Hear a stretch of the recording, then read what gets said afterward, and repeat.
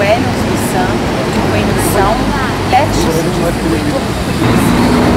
você vê aqui, são pessoas que só sem comida para comer, né? Dói, né? De comer, onde dormir, e às vezes até a ajuda de três pessoas, a gente se sente assim, pequeno.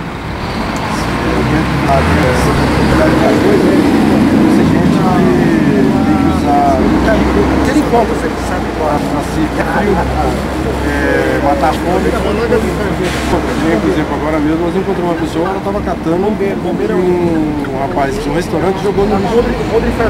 Só que nós chegamos antes dele, o Marmitex. Cada coisa. Precisa ser um fiasquinho só. E todo dia a gente tentar toda essa população. É muito.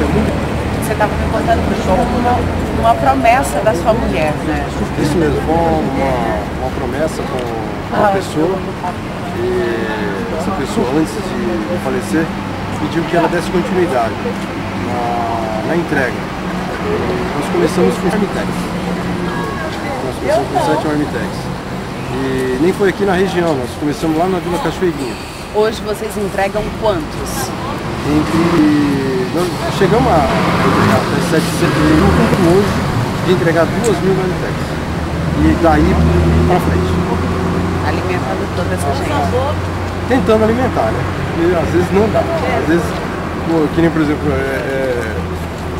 o que nós trouxemos hoje ainda vai, que seja 2.000 ou até 10.000 Marmitex, ainda vai ter muita gente ainda com fome. Eu acho que é a do mundo, porque é um mundo sem fome, infelizmente. Você pode, por favor, falar o nome do projeto? A casa se chama Ilê Axé Egebé Obá. Significa comunidade. A comunidade é uma fraternidade.